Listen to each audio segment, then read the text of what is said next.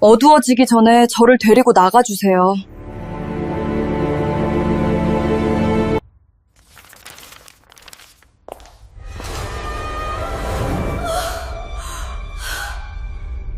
의붓딸이 시어머니와 남편에게 항상 학대받는 모습을 참아 볼 수 없었습니다. 그날 오후 저는 어두워지기 전에 저를 데리고 나가주세요 라고 쓰인 종이 쪽지를 발견했습니다. 갑자기 창고 쪽에서 고통스러운 신음소리가 들려왔습니다. 남편은 그곳에서 끔찍한 짓을 저지르고 있었습니다. 이야기가 시작되기 전에 어느 지역에서 시청하고 계신지 댓글로 남겨주세요. 좋아요와 구독도 잊지 마세요. 이 채널이 더욱 성장하여 더 흥미로운 이야기를 전해드릴 수 있도록요. 제 삶은 겉보기에는 세상 많은 여자가 부러워할 만한 완벽한 그림 같았습니다. 저는 거대한 흰색 기둥이 웅장하게 솟아있는 3층짜리 호화로운 저택에 살았고 넓은 정원은 매일 아침 정원사가 가꾸었습니다. 차고에는 최신형 고급 외제차 2대가 주차되어 있었습니다. 제가 입는 옷은 모두 명품이었고 식탁에는 항상 진수성찬이 차려졌습니다. 높은 철제 담장 밖에서만 저를 보는 사람들에게 저는 동화 속 공주처럼 보였을 겁니다. 하지만 현실은 전혀 아름답지 않았습니다. 김진우 씨와의 제 결혼은 뜨거운 사랑에 기반한 것이 아니었습니다. 저는 중매로, 더 정확히 말하면 부모님에 의해 팔려오다시피 결혼했습니다. 소박한 우리 집의 좁은 제 방으로 아버지와 어머니가 들어오셨던 날이 아직도 생생합니다. 그들은 야망으로 가득 찬 반짝이는 눈으로 호화로운 저택과 자동차 사진을 한 뭉치 들고 왔습니다.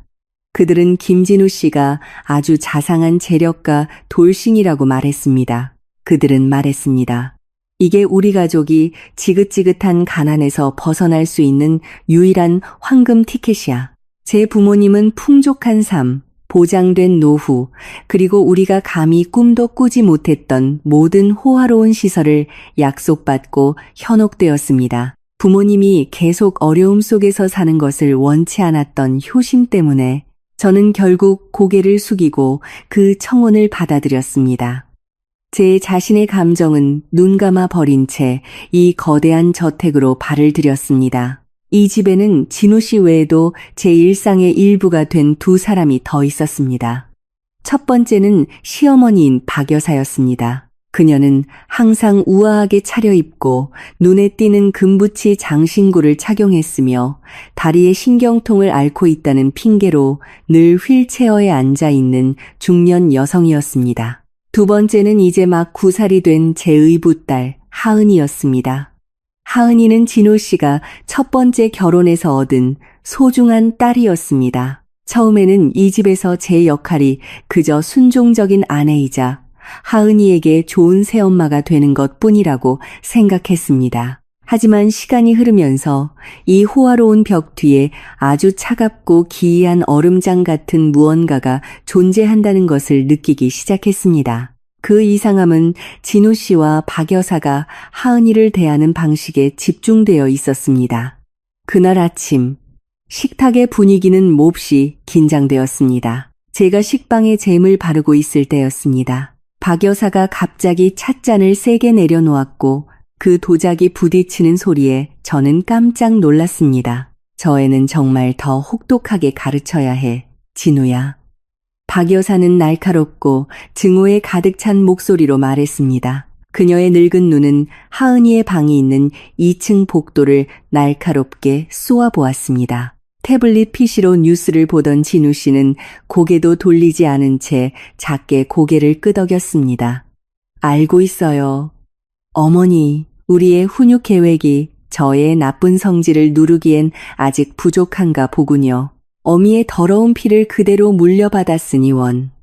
저는 용기를 내어 입을 열었습니다. 무슨 일이에요, 진우 씨? 왜 두 분은 항상 하은이에게 그렇게 심하게 대하세요? 아직 어린아이잖아요. 잘못이 있다면 부드럽게 타이를 수도 있지 않나요? 진우 씨는 즉시 태블릿 PC를 내려놓고 저를 쳐다보았습니다. 그 눈빛에 제 심장이 쪼그라들었습니다. 그의 잘생긴 얼굴은 매우 딱딱하고 차갑게 변했습니다. 당신은 그 아이에 대해 아무것도 몰라. 순진한 얼굴에 속지 마. 아주 못되고 교활하고 위험한 아이야. 지난달에 무슨 짓을 했는지 알아? 옆집 아이의 비싼 장난감을 훔치고 들키니까 그 아이를 피가 날 때까지 때렸다고. 정신적으로 문제가 있는 아이야. 맞아. 박 여사가 재빨리 맞장구를 쳤습니다. 그녀의 목소리는 독사의 새상거리는 소리 같았습니다. 저 애는 작은 괴물이야. 신체적인 벌을 주고 가두지 않으면 이 집에 있는 우리 모두의 목숨을 위협할 수도 있어. 당신은 이 집에 새로 온 사람이니 그냥 조용히 있고 우리가 아이를 교육하는 방식에 간섭하지 마. 저는 입을 다물었습니다. 심장이 세차게 뛰었습니다. 하지만 제 안에 무언가가 그 이야기를 단호하게 거부했습니다. 제 논리와 본능이 격렬하게 충돌했습니다. 제가 이 집에 사는 동안 하은이는 거칠거나 위험한 아이의 모습을 전혀 보인 적이 없었습니다. 오히려 그 아이는 매우 조용하고 수줍음이 많았으며 어른과 마주칠 때마다 항상 고개를 숙였습니다. 어느 날 제가 부모님 댁이 그리워 부엌에서 울고 있을 때 하은이가 살금살금 다가와 아무 말 없이 휴지 한 장을 건네주었습니다. 거친 작은 손으로 제 팔을 어루만져 주었는데 그것은 제 남편에게서는 결코 얻을 수 없었던 진심 어린 위로였습니다. 그렇게 두렵고 부드러운 눈빛을 가진 아이가 다른 사람을 피 흘리게 때릴 리가 없었습니다. 오히려 저는 하은이가 항상 긴 소매 옷 뒤에 숨기는 팔과 다리에서 푸르스름한 멍을 자주 보았습니다. 제 의심은 그날 오후에 절정에 달했습니다. 창밖의 하늘이 짙은 주황색으로 변하며 저녁이 곧 밤으로 바뀔 것을 알렸습니다. 제 방에서 침대를 정리하던 중 손에 뭔가 이상한 것이 잡혔습니다. 베개를 들어 올리자 작고 구겨진 종이 뭉치가 나왔습니다. 떨리는 손으로 종이를 펼쳤습니다. 제 눈이 즉시 커졌습니다. 종이 위에는 검은색 크레파스로 그린 조악한 그림이 있었습니다. 그림은 날카로운 이빨을 가진 거대한 괴물이 몽둥이를 들고 있는 모습을 보여주었습니다. 어린아이의 낙서처럼 엉망인 그림이었지만 저는 그 괴물의 특징적인 머리 스타일과 안경을 알아볼 수 있었습니다. 그건 진우 씨의 그림이었습니다. 그리고 그림 아래에는 떨리고 삐뚤빼뚤한 손글씨가 있었습니다. 어두워지기 전에 저를 데리고 나가주세요. 그러지 않으면 저는 죽을 거예요. 숨이 목구멍에서 느쌌습니다. 넓은 방 안의 공기가 갑자기 숨막히게 느껴졌습니다. 이 문장은 단순한 아이의 장난이 아니었습니다. 그것은 절박한 구조 요청의 외침이었습니다. 이 종이는 제 본능이 지금껏 옳았다는 증거였습니다. 남편과 시어머니는 이 무력한 작은 아이에게 아주 끔찍한 일을 계획하거나 저지르고 있었습니다. 머릿속이 빠르게 회전했습니다. 어떻게 해야 할까? 진우 씨에게 직접 물어보면 그는 분명히 크게 화를 낼 것이고 어쩌면 이 종이를 빼앗고 하은이를 더 심하게 벌할지도 모릅니다. 저는 이 집에서 아무도 의지할 수 없었습니다. 가사 도우미들은 이미 오후에 박 여사가 조용히 쉬고 싶다는 이유로 모두 퇴근시킨 상태였습니다. 이 집은 이제 외부 세계와 완전히 고립되었습니다. 해가 진 후에 무슨 일이 일어나는지 제 스스로 알아내야만 했습니다. 제 눈으로 직접 확인해야 했습니다. 그날 밤 조용하고 어색한 저녁 식사 후에 저는 아주 위험한 예방 조치를 취하기로 결심했습니다. 진우 씨가 좋아하는 블랙커피를 타주기 위해 부엌으로 들어갔습니다. 차갑게 땀이 흐르는 손으로 비상약 상자에서 고용량 수면제 2알을 꺼냈습니다. 숟가락 뒷면으로 약을 곱게 갈아 가루로 만든 다음 진우 씨의 커피잔에 부었습니다.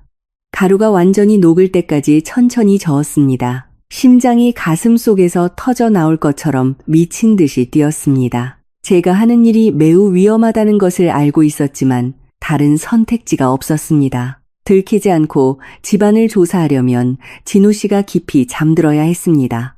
저는 커피를 진우 씨의 서재로 가져갔습니다. 그는 조금도 의심하지 않고 커피를 받아 마시며 계속 컴퓨터 화면을 응시했습니다. 그가 반잔 정도 마신 것을 확인한 후 저는 지독한 두통을 핑계로 먼저 자러 가겠다고 말했습니다. 제 방으로 들어가 불을 끄고 이불 아래에 누웠습니다. 눈은 칠흑같이 어두운 방의 천장을 똑바로 응시했습니다. 시간은 아주 느리게 흘러갔습니다. 초침이 한 칸 한 칸 기어가는 것 같았습니다.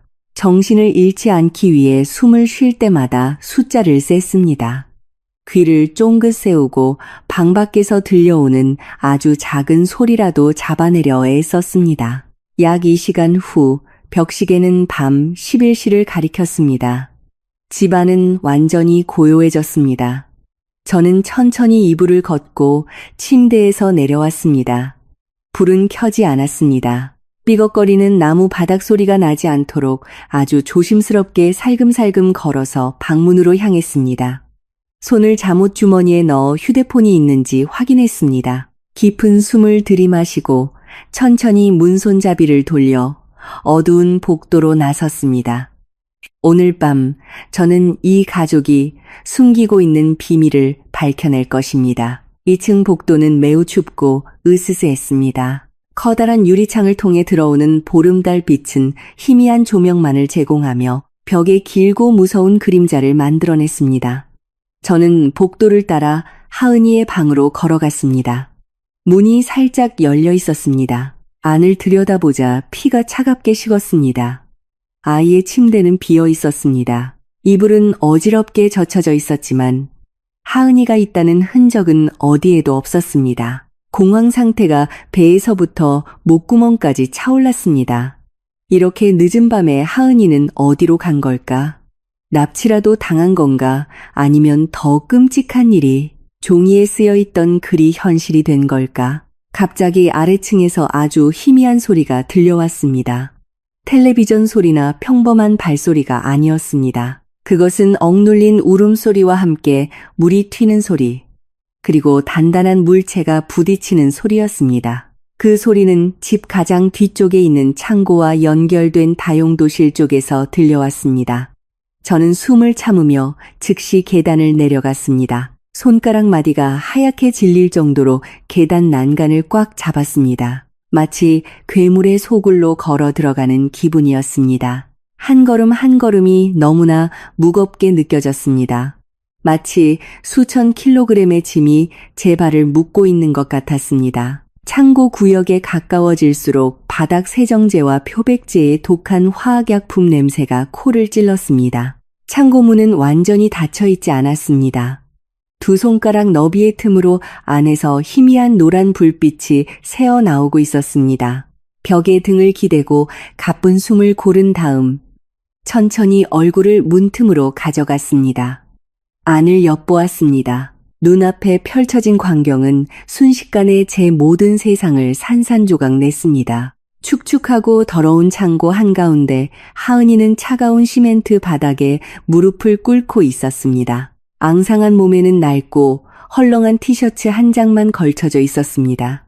아이는 심하게 떨고 있었습니다. 작은 손은 억지로 철사로 된 바닥 소를 쥐고 바닥에 녹슨 얼룩을 문지르고 있었고 아이의 손 자체는 독한 화학 세정제 때문에 새빨갛게 부어오르고 물집이 잡혀 있었습니다. 그리고 제정신을 거의 잃게 만든 것은 그 아이 위에 서 있는 사람이 누구인지 보는 것이었습니다. 제가 준 약 때문에 깊이 잠들었을 거라 생각했던 남편 진우 씨가 아주 멀쩡한 얼굴로 그곳에 서 있었습니다. 아무래도 그는 커피를 다 마시지 않았거나 그의 몸이 그 약에 내성이 있었던 모양입니다. 그의 옆에는 그동안 마비되었다고 주장하며 항상 휠체어에 앉아있던 박 여사가 이제 자신의 두 다리로 꼿꼿이 서서 따리리 긴 회초리를 손에 들고 있었습니다. 깨끗이 문질러 이 쓸모없는 거사. 박 여사가 하은이의 등에 회초리를 휘두르며 소리쳤습니다. 하은이는 억눌린 비명을 지르며 흐느끼면서 고개를 깊이 숙였습니다. 잘못했어요, 할머니. 손이 너무 쓰라려요. 아빠, 제발요. 손이 아파요. 진우 씨는 전혀 동정심을 보이지 않았습니다. 저에게 항상 다정하게 웃어주던 그의 잘생긴 얼굴은 이제 잔인한 악마의 얼굴로 변해 있었습니다. 그는 하은이 앞에 쭈그려 앉아 아이의 턱을 거칠게 움켜쥐고 억지로 고개를 들게 했습니다. 저는 두 손으로 입을 막고 목구멍에서 터져나오려는 공포의 비명을 필사적으로 참았습니다. 떨리는 손으로 잠옷 주머니를 뒤져 휴대폰을 꺼냈습니다. 비디오 녹화 모드를 켜고 문틈으로 렌즈를 향했습니다. 손이 몹시 떨렸지만 이 잔인한 행위를 계속 녹화하도록 스스로를 다그쳤습니다. 증거가 필요했습니다. 이 고통에 익숙해져야 해, 하은아. 진우 씨가 아주 섬뜩한 낮은 목소리로 속삭였습니다. 이건 모두 과정의 일부야. 네가 고통스러울수록 더 빨리 정신을 잃게 될 거야. 그리고 의사가 네가 공식적으로 미쳤다고 선언하면 이 모든 고통은 끝날 거다. 그래, 맞아. 박 여사가 비웃으며 동조하며 혐오스러운 눈으로 하은이를 쳐다보았습니다. 내 그 멍청한 어미가 모든 재산, 이 집, 회사, 그리고 은행에 있는 모든 돈을 내 이름으로 남겼지. 내가 18살이 되기 전까지는 우리가 그 돈을 한 푼도 자유롭게 쓸 수 없어. 하지만 법에는 허점이 있단다. 얘야, 네가 영구적인 정신장애 판정을 받고 폐쇄정신병원에 입원하게 되면 내 아버지가 자동으로 내 모든 재산의 유일한 관리자가 되는 거지. 세상이 빙빙 돌았습니다. 모든 진실이 거대한 망치처럼 저를 강타했습니다. 하은이가 못된 아이라 옆집 아이를 때렸다는 이야기. 예전에 진우 씨의 서재 책상에서 슬쩍 보았던 의료 서류. 모든 것이 거짓 시나리오였습니다. 그들은 이 아이의 정신을 서서히 파괴하기 위해 체계적인 고문을 하고 있었습니다. 그리고 더 충격적인 것은 진우 씨는 사실 돈이 한 푼도 없었다는 것입니다. 부모님을 중매로 현혹시켰던 모든 호화로움은 진우 씨의 죽은 첫 번째 아내, 즉 하은이의 친어머니 소유의 재산이었습니다. 진우 씨는 사실 파산 상태였던 겁니다. 하지만 진우야, 이 애를 미치게 만드는 계획이 너무 오래 걸리면 어떡하지? 우리 빚 독촉이 점점 심해지고 있어. 다음 달이면 은행에서 우리 남은 개인 자산을 압류하겠다고 위협하고 있다고. 박 여사가 긴 한숨을 쉬며 불평했습니다. 진우 씨는 일어서서 아주 여유로운 태도로 셔츠 소매를 걷었습니다. 마치 주말 휴가 계획을 논의하는 것 같았습니다. 어머니, 걱정 마세요. 첫 번째 계획이 실패하면 우리에겐 항상 두 번째 계획이 있잖아요. 이 애를 없애버리면 됩니다.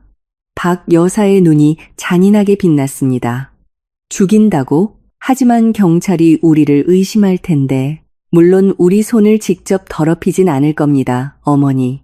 진우 씨가 나지막이 웃었습니다. 그 웃음소리에 제 피가 얼어붙었습니다. 그게 바로 내가 이지수라는 시골뜨기 여자를 굳이 아내로 맞이한 주된 이유예요. 가난하고 멍청하고 아주 순진하죠. 완벽한 희생양이 될 겁니다. 이지수가 우울증과 내 관심에 대한 질투 때문에 하은이를 죽였다는 시나리오만 짜면 돼요. 모든 증거가 그녀를 가리킬 겁니다.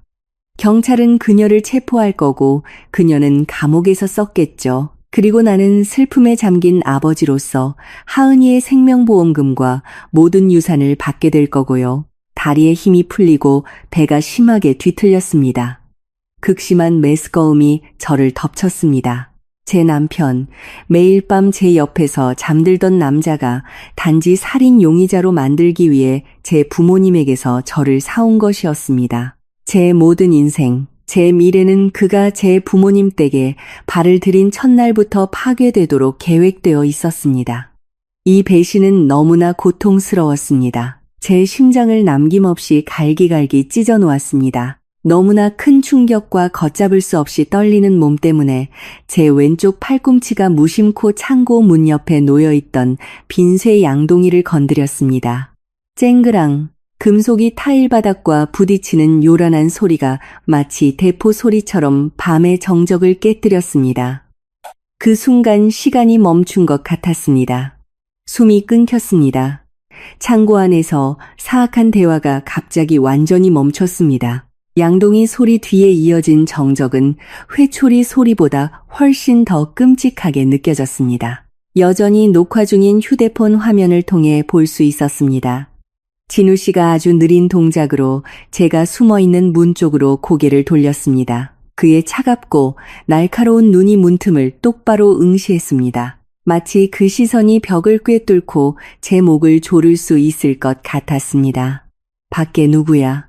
진우 씨의 목소리가 낮고 위협적으로 울려 퍼졌습니다. 그의 무거운 발걸음 소리가 문 쪽으로 다가오기 시작했습니다. 저는 들켰습니다. 만약 그가 모든 것을 녹화하고 있는 휴대폰을 든 채 여기에 있는 저를 발견한다면 저와 하은이는 내일 아침 해를 다시는 보지 못할 것입니다. 그 살인 계획은 오늘 밤 당장 실행될 것입니다. 남편의 발걸음 소리가 점점 더 선명하게 들렸습니다. 제 목숨을 거두러 오는 사형 집행인의 망치 소리처럼 타일 바닥 위에서 쿵쿵 울렸습니다. 바닥과 부딪히는 그의 구두 밑창, 소리가 조용한 복도에 울려 퍼졌습니다. 공포에 얼어붙거나 얼마나 큰 위험에 처해 있는지 생각할 시간이 없었습니다. 남은 힘과 제정신을 쥐어짜내 저는 몸을 돌려 창고문에서 번개처럼 빠르게 달아났습니다. 그가 저를 찾기 전에 이 복도를 벗어나야 했습니다. 생존 본능이 저를 지배했습니다. 저는 가사도우미들이 보통 사용하는 뒷계단을 뛰어 올라갔습니다. 계단은 좁고 어두웠지만 이미 모든 계단의 위치를 외우고 있었습니다. 숨이 턱까지 차올랐습니다. 심장이 너무 빨리 피를 펌프질해서 가슴이 터질 것 같았습니다. 머릿속이 어지럽게 돌아갔습니다. 이 얇은 잠옷 차림으로는 도망칠 수 없었습니다.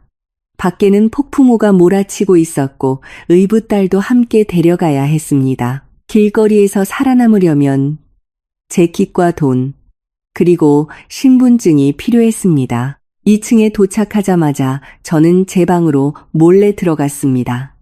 방 안은 여전히 칠흑같이 어두웠습니다. 떨리는 손으로 화장대를 더듬어 지갑과 평소 의자에 걸어두던 두꺼운 재킷을 찾았습니다. 그 극심한 공포 속에서 필요한 물건들을 자유롭게 찾기 위해 휴대폰을 침대 옆 협탁 위에 내려놓았습니다. 작은 지갑에 든 약간의 현금과 두꺼운 니트 재킷을 겨우 손에 쥐었습니다. 하지만 휴대폰을 다시 집으려 하기도 전에 아래층 현관문 경첩이 아주 거칠게 열리는 소리가 들렸습니다.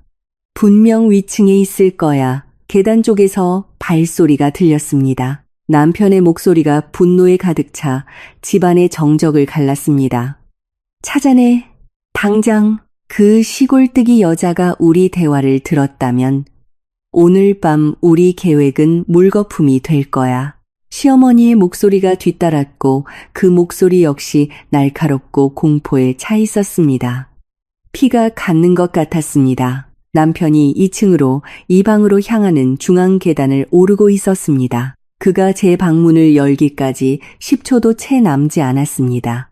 만약 그가 옷을 다 챙겨 입고 도망갈 준비를 마친 저를 여기서 발견한다면 그는 오늘 밤 주저없이 저를 해치우고 제 죽음을 자살로 위장할 것입니다. 생각할 겨를도 없이 저는 몸을 돌려 다시 뒷계단으로 달려나갔습니다. 침대 옆 협탁에 놓인 휴대폰을 어쩔 수 없이 버려두고 와야 했습니다. 한여용 복도의 첫 세 계단을 막 내려섰을 때 제 방문이 앞에서 아주 세게 부서지는 소리를 들었습니다. 남편이 안에서 거친 욕설을 내뱉었습니다. 그는 방을 뒤지고 화장실과 옷장을 수색하며 저를 찾고 있었습니다. 그의 주인은 완전히 위층에 쏠려 있었습니다. 이것이 제 유일한 기회였습니다. 아래층 창고는 분명 비어 있을 것입니다. 저는 평생 한 번도 내보지 못한 속도로 남은 계단을 뛰어내렸습니다. 어두운 부엌을 가로질러 반쯤 닫힌 창고 문으로 곧장 달려갔습니다. 문을 밀었을 때 안의 광경에 눈물이 쏟아졌습니다. 의붓딸은 젖은 방구석에 웅크리고 있었습니다. 몸을 심하게 떨며 두 무릎을 끌어안고 있었습니다. 물집 잡힌 손은 더러운 옷 뒤에 숨기고 있었습니다. 얘야, 엄마야. 떨리는 목소리로 속삭이며 즉시 무릎을 꿇고 그 작은 몸을 껴안았습니다. 몸이 불덩이 같았습니다. 고문과 매우 추운 공기 때문에 고열에 시달리고 있었습니다. 아이가 고개를 들었고 부어오르고 눈물로 가득 찬 눈으로 저를 쳐다보았습니다. 엄마, 아빠는 나빠요. 할머니가 저를 때렸어요. 아주 약한, 거의 바람소리 같은 목소리로 흐느꼈습니다. 알아. 얘야, 엄마가 다 봤어. 이제 우리는 이곳을 떠나야 해. 강해져야 해. 최대한 빨리 달려야 해. 알겠지? 제가 가져온 니트 재킷을 앙상한 몸에 입혀주며 말했습니다. 아이는 작게 고개를 끄덕였습니다. 저는 아이를 등에 업었습니다. 아이의 몸은 말랐지만 극심한 공포로 이미 많은 기력을 소진한 제게는 이 무게가 무겁게 느껴졌습니다. 뒷마당으로 바로 연결되는 집 뒷문을 열었습니다. 문이 열리자마자 거센 바람과 폭우가 곧장 우리 얼굴을 때렸습니다. 그날 밤하늘은 마치 분노한 듯 하늘 위에서 맹렬히 비를 쏟아냈습니다. 번개가 치며 잠시 어둠을 밝혔고 귀를 먹먹하게 하는 천둥 소리가 뒤따랐습니다. 잠옷을 바로 뚫고 들어오는 비에는 아랑곳하지 않았습니다. 저는 계속해서 뒷마당을 가로질러 달렸고 미끄러운 잔디와 질퍽한 진흙을 밟았습니다. 우리는 도로와 바로 맞닿아 있는 집 뒤편 담장으로 향했습니다. 그곳에는 정원사가 미처 치우지 못한 공사 잔해인 벽돌 더미가 있었습니다. 힘겹게 저는 의붓다를 계속 업은 채로 벽돌 더미를 기어 올랐습니다. 손바닥이 날카로운 벽돌 모서리에 긁혀 따끔거리는 통증이 느껴졌지만 무시했습니다. 담장 꼭대기에 겨우 다다랐을 때 저는 도로 쪽으로 뛰어내려 단단한 아스팔트 위에 착지했습니다. 발목이 큰 것 같았지만 억지로 몸을 일으켜 계속 달렸습니다. 우리는 폭우 속에서 목적 없이 달렸습니다. 거리는 아주 한산했습니다. 이렇게 험한 날씨에 새벽 2시에 지나다니는 차는 단 한 대도 없었습니다. 폐가 타들어가는 것 같을 때까지 최대한 멀리 달린 후 임대 중인 낡고 비어있는 상가 건물을 보았습니다. 그 건물의 처마는 비를 피하기에 충분히 깊었습니다. 저는 의붓다를 그 상가 처마의 가장 어두운 구석으로 데려가 먼지 쌓인 타일 바닥에 앉혔습니다. 여기서는 잠시 안전할 거야. 가쁜 숨을 몰아쉬며 속삭였습니다. 온몸이 심하게 떨렸습니다. 추위 때문에 입술이 파래졌습니다. 의붓달은 제 가슴에 기댔습니다. 숨소리가 거칠고 뜨거웠습니다. 저는 몹시 떨리는 손으로 잠옷 주머니를 뒤졌습니다. 옛 친구에게 전화해서 우리를 데리러 와달라고 부탁할 생각으로 휴대폰을 찾으려 했습니다. 하지만 제 손에는 젖은 천만 만져졌습니다. 주머니는 비어 있었습니다. 심장이 뱉는 것 같았습니다. 다른 주머니를 더듬고 재킷 안쪽을 더듬고 우리가 앉은 바닥 주위를 더듬었습니다. 아무것도 없었습니다. 그 순간 기억이 세차게 저를 덮쳤습니다. 제 휴대폰, 남편과 시어머니의 사악한 대화를 녹화하는 데 사용했던 그 휴대폰, 재킷을 서둘러 챙길 때 방안 협탁 위에 두고 온 것이었습니다. 아니, 그럴 리가 없어. 흠뻑 젖은 머리카락을 쥐어뜯으며 공황 상태에 빠져 중얼거렸습니다. 밤의 어둠보다 훨씬 더 짙은 절망이 즉시 저를 감쌌습니다. 그 휴대폰 없이는 저는 아무런 증거도 없었습니다. 그 휴대폰 안의 영상 녹화본이 그들의 거짓말에 맞설 유일한 무기였습니다. 만약 제가 내일 아침 빈손으로 경찰서에 간다면 돈과 영향력 그리고 위조된 의료 서류를 가진 제 남편이 쉽게 사실을 왜곡할 것입니다. 그는 저를 정신나간 아내이자 자기 아이를 납치한 사람으로 신고할 것입니다. 최악의 시나리오는 그가 오늘 밤 당장 두 번째 계획을 실행할 수도 있다는 것이었습니다. 저에게 귀중품을 훔치고 아이를 해쳤다는 누명을 씌우고 저를 현상 수배범으로 만드는 것입니다. 저는 고통을 참으며 눈을 감고 있는 의붓딸의 얼굴을 바라보았습니다. 그들의 사악한 계획이 성공하게 둘 수는 없었습니다. 제가 저지르지도 않은 범죄로 감옥에서 썩고 싶지 않았습니다. 그리고 가장 중요한 것은 이 아이가 정의를 되찾도록 해야 한다는 것이었습니다. 얘야, 그녀의 두 어깨를 잡고 나지막이 속삭였습니다. 엄마가 그 집에 다시 다녀와야겠어. 아주 중요한 물건을 두고 왔거든. 여기 숨어 있어. 조금도 소리 내지 말고 엄마가 돌아올 때까지 절대 나오지 마. 알겠지? 아이는 재빨리 고개를 저었습니다. 눈이 공포로 커졌습니다. 손으로 제 옷소매를 꽉 잡았습니다. 가지 마세요, 엄마. 그들이 엄마를 해칠 거예요. 그냥 그 물건은 놔두세요. 우리 멀리 도망가요. 엄마는 최대한 빨리 돌아올 거라고 약속할게. 그 물건을 가져와야 내 아빠와 할머니를 감옥에 보낼 수 있어. 엄마를 믿어줘. 마음속에서는 공포의 폭풍이 몰아치고 있었지만 아주 단호하고 확신에 찬 어조로 말했습니다. 아이가 낡은 상자 더미 뒤에 잘 숨은 것을 확인한 후 저는 다시 비를 뚫고 이제는 제게 지옥과도 같아진 그 호화로운 집으로 달려갔습니다. 아주 세찬 빗소리가 제 발소리를 가리는데 큰 도움이 되었습니다. 저는 다시 뒷담을 넘어 정원을 통해 몰래 들어갔습니다. 아까 탈출할 때 사용했던 뒷문은 다행히 아직 활짝 열려 있었습니다. 거센 바람에 문이 천천히 흔들리고 있었습니다. 어두운 부엌으로 발을 들였습니다. 거실 쪽에서 물건이 내동댕이 쳐지는 소리와 유리 깨지는 소리가 들렸습니다. 남편이 맹렬히 화를 내고 있었습니다. 그 여자가 어떻게 애를 데리고 흔적도 없이 사라질 수 있지? 현관문은 안에서 단단히 잠겨 있는데 남편의 목소리는 매우 좌절하고 분노에 차 있었습니다. 집안 구석구석 다 찾아봐. 분명 멀리 못 갔을 거야. 그 멍청한 여자가 혼자서 이 모든 걸 계획했을 리가 없어. 시어머니가 탁한 목소리로 대꾸했습니다. 저는 다시 한여용 계단을 살금살금 올라갔습니다. 한 걸음 한 걸음이 목숨을 거는 것 같았습니다. 식은땀이 머리카락에서 떨어지는 빗물과 섞여 흘렀습니다. 2층에 도착하자 복도 벽에 몸을 붙인 채 제 방으로 기어갔습니다. 제 방문은 활짝 열려 있었습니다. 방 안은 엄청나게 어질러져 있었습니다. 옷장이 열려 있었고 제 옷들이 바닥에 흩어져 있었습니다. 남편이 정말로 이 방을 샅샅이 뒤졌습니다. 제 눈은 침대 옆 협탁에 쏠렸습니다. 그곳에 제 휴대폰이 스탠드 조명 옆에 평화롭게 놓여 있었습니다.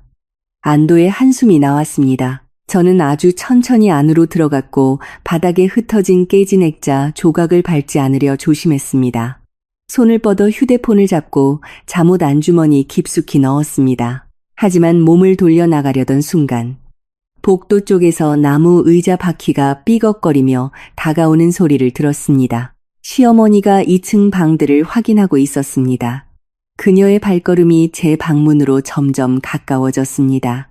복도로 달려나갈 시간이 없었습니다. 재빠른 동작으로 저는 바닥에 몸을 던지고 시어머니의 그림자가 문턱에 나타나기 바로 몇 초 전에 어두운 침대 밑으로 기어 들어갔습니다. 숨을 참았습니다. 침대 밑에 먼지 때문에 코가 간지러웠지만 피맛이 느껴질 때까지 입술을 세게 깨물었습니다. 시어머니가 방 안으로 들어왔습니다. 저는 그녀의 주름진 두 발이 침대 바로 옆에 서 있는 것을 볼 수 있었습니다. 심장이 갈비뼈를 너무 세게 쳐서 그녀가 그 소리를 들을까봐 두려웠습니다. 빌어먹을 년. 시어머니가 낮은 목소리로 중얼거렸습니다. 찾기만 해봐. 경찰에 넘기기 전에 내 손으로 직접 다리를 부러뜨려 버릴 테니. 시어머니는 방 안에서 잠시 침묵했습니다. 그러고 나서 제가 안에 숨어 있는지 확인하기 위해 화장실로 걸어갔습니다. 그녀가 화장실 문 뒤로 사라지자마자 저는 즉시 침대 밑에서 기어 나왔습니다. 단일 초도 낭비하지 않고 소리 없이 방을 빠져나와 뒷계단을 내려가 부엌 문을 통해 밖으로 뛰쳐나왔습니다. 의붓딸이 숨어있는 상가로 다시 비를 뚫고 있는 힘껏 달렸습니다. 이제 휴대폰은 제 소나귀에 안전하게 있었습니다. 제 무기가 돌아온 것입니다. 잿빛 구름 사이로 스며드는 아침 햇살은 전혀 따스함을 주지 못했습니다. 그날 아침 공기는 뼈를 내는 듯 했습니다. 우리는 추운 상가 구석에 웅크리고 앉아 있었습니다. 우리 옷은 여전히 흠뻑 젖어 피부에 끈적하게 달라붙어 있었습니다. 의붓딸은 극심한 피로 때문에 제 무릎에서 잠들어 있었습니다. 숨소리는 여전히 거칠었지만 적어도 체온은 조금 내려가기 시작했습니다. 저는 밤새 한숨도 자지 못했습니다. 남편의 차가 갑자기 나타날까봐 계속해서 도로를 주시했습니다. 날이 충분히 밝아지고 멀리서 몇몇 노점상들이 장사를 시작할 무렵 저는 끝부분이 약간 금이 갔지만 다행히 아직 켜지는 휴대폰을 꺼냈습니다. 배터리는 15% 남아 있었습니다. 저는 오랫동안 연락하지 않았던 연락처를 즉시 찾았습니다. 그녀는 제 대학 시절 오랜 친구였습니다. 이중매 결혼을 받아들이기로 한 제 결정을 한때 강하게 반대했던 똑똑하고 독립적인 여성이었습니다. 남편은 그동안 제 친구가 저를 반항적으로 만들 수 있는 나쁜 영향을 준다며 연락하는 것을 금지했습니다. 하지만 지금 그녀는 이 세상에서 제가 믿을 수 있는 유일한 사람이었습니다. 여보세요? 막 잠에서 깬 듯한 잠긴 목소리가 전화기 너머에서 들려왔습니다. 민정아, 나 좀 도와줘. 떨리고 갈라진 목소리로 속삭였습니다. 밤새 참아왔던 눈물이 마침내 천천히 흘러내렸습니다. 그들이 나를 죽이려고 해. 지금 당장 나 좀 데리러 와줘. 나에겐 이제 아무도 없어. 제 친구는 많은 것을 묻지 않았습니다. 제 목소리에 담긴 절망감을 듣고 그녀는 즉시 제 현재 위치 주소를 물었습니다. 20분도 채 되지 않아 은색 세단 한 대가 우리가 숨어있던 상가 앞에 정확히 멈춰 섰습니다. 제 친구가 황급히 차에서 내렸습니다. 엉망진창인 제 몰골, 젖고 진흙으로 더러워진 옷, 그리고 부어오른 발목을 보자마자 그녀는 저를 꼭 껴안았습니다. 그녀는 의붓딸을 따뜻한 차 안으로 옮기는 것을 도와주었습니다. 차가 남편의 주택가를 벗어나기 시작했을 때 저는 말했습니다. 내 오피스텔로는 갈 수 없어. 남편은 돈도 많고 인맥도 넓어. 분명 거기까지 나를 추적할 수 있을 거야. 지금 아이를 납치했다고 나를 고소할 시나리오를 짜고 있을 거야. 제 친구는 운전대를 꽉 잡았습니다. 얼굴이 굳었습니다. 그럼 어디로 가야 해? 지금 당장 경찰서로 가자. 저는 힘없이 고개를 저었습니다. 법을 아는 사람이 필요해. 남편은 돈으로 매수한 의사에게서 이 아이가 정신질환이 있다는 거짓 의료 기록을 가지고 있어. 내가 바로 경찰서로 가면 그들은 이런 거짓골로 집 나온 아내보다 부유하고 명망 있는 남편을 더 믿을지도 몰라. 문득 떠오르는 것이 있었습니다. 제 결혼식에 참석했던 한 늙은 변호사가 있었습니다. 그는 이 아이의 돌아가신 친어머니의 오랜 친구였습니다. 그는 저에게 명함을 주며 무슨 이상한 일이 생기면 연락하라고 속삭였었습니다. 저는 지갑에서 약간 젖은 명함을 꺼내 그 법률사무소 주소를 읽어주었습니다. 제 친구는 즉시 고개를 끄덕이고 차를 돌렸습니다. 1시간 후 우리는 낡았지만 아주 깔끔한 사무실 건물에 위치한 한 법률사무소에 도착했습니다. 우리는 방음이 되는 그의 개인 사무실에서 그 늙은 변호사에게 직접 환영을 받았습니다. 그는 머리가 온통 하얗게 센 중년 남성이었습니다. 얼굴은 단호했고 눈빛에서는 평온함과 지혜가 뿜어져 나왔습니다. 그는 즉시 비서에게 마른 수건과 비상용 갈아입을 옷, 그리고 우리 둘을 위한 따뜻한 차를 가져오라고 지시했습니다. 의붓딸은 방구석의 긴 소파에 두꺼운 담요를 덮고 눕혀졌습니다. 조금 진정되고 몸을 말린 후 저는 늙은 변호사의 책상 앞에 앉았습니다. 제 친구는 제 옆에 앉아 지지를 보내며 제 손을 잡아주었습니다.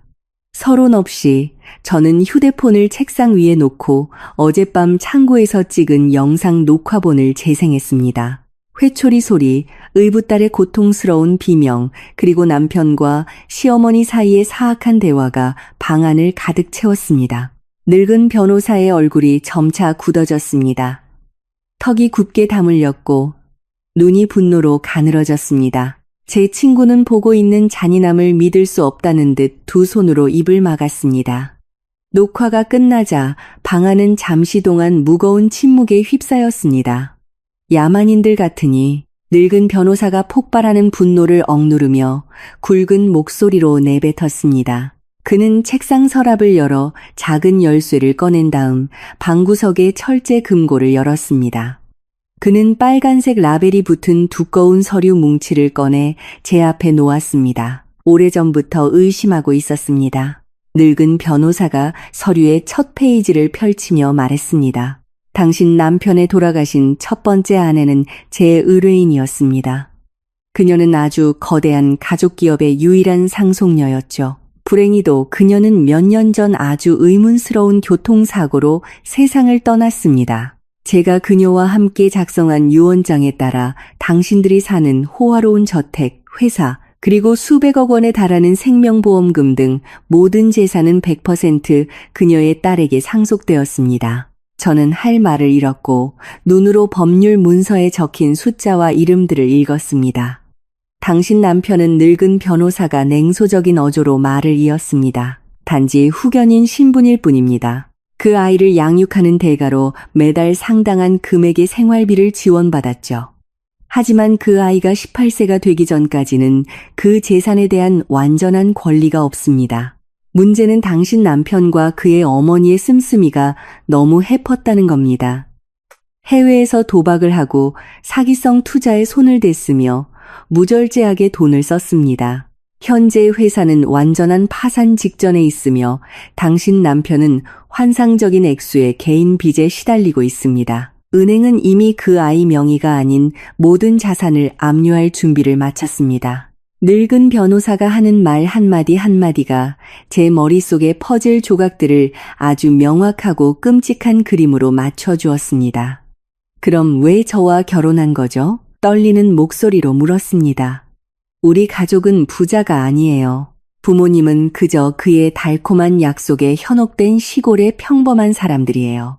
늙은 변호사는 깊은 동정심이 담긴 눈빛으로 저를 바라보았습니다. 그에게는 희생시킬 수 있는 졸이 필요했기 때문입니다. 현행법상 유일한 상속인이 비정상적인 방식으로 사망할 경우 상속권은 자동으로 남은 후견인, 즉 당신 남편에게 돌아가게 됩니다.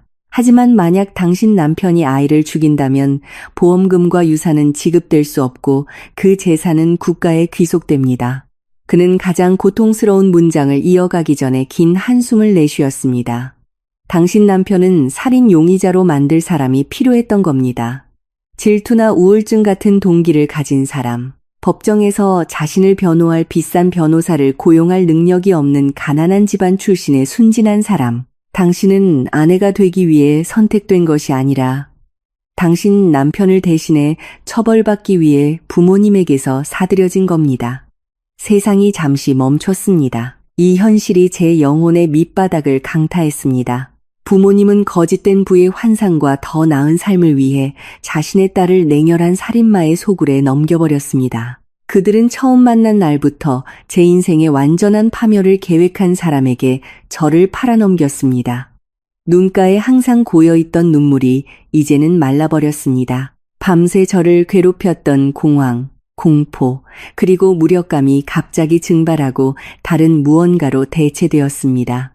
아주 차갑고 날카롭고 이성적인 무언가, 가슴을 태우던 분노가 이제는 조용하지만 치명적인 푸른 불꽃으로 변했습니다.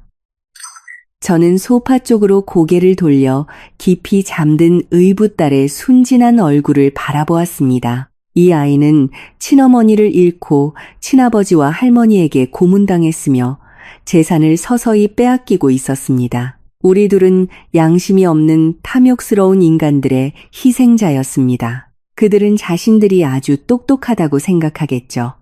아주 차분한 목소리로 말했습니다. 너무나 차분해서 제 친구가 의아한 표정으로 저를 쳐다볼 정도였습니다. 내가 가난한 시골 여자니까 감옥에 갇히거나 그들 손에 죽는 운명을 그냥 받아들일 거라고 생각했겠죠. 저는 시선을 다시 늙은 변호사에게 돌렸습니다. 변호사님은 그 재산에 대한 법적 증거를 가지고 계시고 저는 이 살인 모의 녹화 증거를 가지고 있습니다. 다음 단계는 무엇인가요? 저는 단지 도망치고 숨고 싶지 않아요. 그들이 모든 것을 잃게 만들고 싶어요. 그들이 저와 이 아이에게 계획했던 것보다 더 심한 파멸을 맛보게 하고 싶어요. 늙은 변호사는 엷은 미소를 지었습니다. 제 급격한 변화를 보고 만족하는 미소였습니다. 그는 책상 위에서 두 손을 모았습니다. 우리는 바로 공격할 수 없습니다. 당신 남편은 아직 좋은 대외적 이미지를 가지고 있습니다. 만약 당신이 지금 갑자기 그 녹화본을 공개하면 그는 전문가를 고용해서 그 녹화본이 거짓 편집의 결과물이거나 문맥이 잘린 공허한 대화일 뿐이라고 주장할 겁니다. 그럼 어떻게 해야 하죠? 저는 조금의 망설임도 없이 물었습니다. 우리는 당신 남편이 그의 주된 계획이 성공했다고 느끼게 놔둬야 합니다. 우리가 그의 덫에 자발적으로 걸어 들어왔다고 확신하게 만들어야 합니다. 늙은 변호사가 대답했습니다. 우선 이 아이를 제가 아는 병원으로 데려가 비밀리에 법의학적 검사를 받게 할 겁니다. 이 체계적인 고문의 물리적 증거는 어떤 위조된 의료 기록으로도 반박할 수 없을 겁니다. 그 후 당신은 마음의 준비를 해야 합니다. 당신은 아주 설득력 있는 배우가 되어야 합니다. 왜냐하면 당신은 남편에게 연락해서 그가 뿌린 미끼를 물어야 하니까요. 저는 모든 말을 되새기며 천천히 고개를 끄덕였습니다. 두려움은 제 안에서 죽었습니다. 오늘부터 저는 더 이상 약하고 순종적인 아내가 아니었습니다. 저는 제 아이를 지키기 위해 악마를 파괴할 엄마였습니다. 진짜 게임은 이제 막 시작되었습니다. 늙은 변호사가 추천해준 비밀병원 복도로 들어서자마자 날카로운 소독약 냄새가 코를 찔렀습니다. 이 병원은 도심에서 꽤 멀리 떨어져 있었고 매우 신뢰받는 선임의사가 책임지고 있는 특별법의학 부서를 갖추고 있었습니다. 그 중년의 여의사는 우리 변호사의 오랜 지인이어서 남편 귀의 정보가 새어나갈 염려 없이 완전한 사생활을 보장받을 수 있었습니다. 창백한 흰색 벽과 매우 차가운 온도의 진찰실 안에서 의붓딸은 의료용 침대 위에 몸을 떨며 앉아 있었습니다. 제 친구는 바로 옆에 서서 힘을 주기 위해 다치지 않은 아이의 왼손을 꼭 잡고 있었습니다. 한편 저는 방구석에 뻣뻣하게 서서 전신을 샅샅이 검사하는 법의학자의 모든 움직임을 지켜보았습니다. 의사 조수의 손에 들린 큰 렌즈의 카메라는 계속해서 섬광을 터뜨리며 무력한 작은 몸에 새겨진 모든 잔혹함의 증거를 기록했습니다. 이건 놀다가 다친 상처가 아닙니다. 법의학자가 아주 무겁고 염려스러운 목소리로 중얼거렸습니다. 그녀는 붉게 물집이 잡힌 의붓딸의 오른팔을 천천히 들어 올렸습니다. 이건 2도 화학 화상입니다. 고농도의 산성 액체나 표백제가 강제로 피부 표피층을 손상시켰습니다. 게다가 등과 어깨 부위의 이 푸른 멍을 보세요. 상처 패턴이 길쭉한데 이는 나무 막대나 회초리 같은 둔기에 맞았을 때 나타나는 전형적인 특징입니다. 그 의학적 설명을 듣자 이미 얼어붙었던 제 심장이 다시금 따끔한 아픔을 느꼈습니다. 의붓딸은 의사가 상처에 냉각연고를 바르자 고통에 얼굴을 찡그렸습니다. 저는 숨을 참으며 눈물이 다시 쏟아지지 않도록 필사적으로 애썼습니다. 다시는 울지 않겠다고 스스로에게 약속했습니다. 눈물은 시야를 흐리게 할 뿐이었고 남편을 파멸시키기 위해서는 아주 날카로운 눈이 필요했습니다. 이 모든 증거가 이 아이가 장기간에 걸쳐 체계적인 신체적 학대를 당했다는 것을 법정에서 증명하기에 충분한가요? 의사 선생님? 제가 아주 무미건조하고 차가운 목소리로 물었습니다. 의사는 저를 돌아보며 아주 단호하게 고개를 끄덕였습니다. 충분하고도 남습니다. 인감이 날인된 완전한 법의학적 소견 보고서를 작성하겠습니다. 이 보고서는 어떤 돈으로 산 의사의 위조된 의료 기록으로도 반박할 수 없는 절대적인 법적 효력을 가집니다. 의학적으로 이 아이는 경미한 영양실조와 심각한 신체적 트라우마를 겪고 있습니다. 가해자가 주장할 수 있는 정신질환이나 자해 성향 같은 것은 전혀 없습니다. 정신적으로 고통스러운 검사 과정이 끝난 후 우리는 두꺼운 갈색 서류 봉투에 단단히 봉인된 검사 결과 문서를 가지고 늙은 변호사의 사무실로 돌아왔습니다. 그곳에 도착하자마자 늙은 변호사는 사무실 벽에 설치된 평면 TV를 켰습니다. 그는 지역 뉴스 채널로 채널을 돌렸습니다. TV 화면에 비친 모습에 제 피가 즉시 끓어올랐습니다.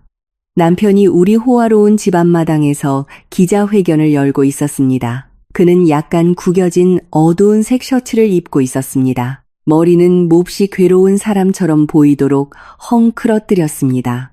그의 옆에는 시어머니가 창백한 얼굴과 텅 빈 눈빛으로 휠체어에 앉아 있었습니다.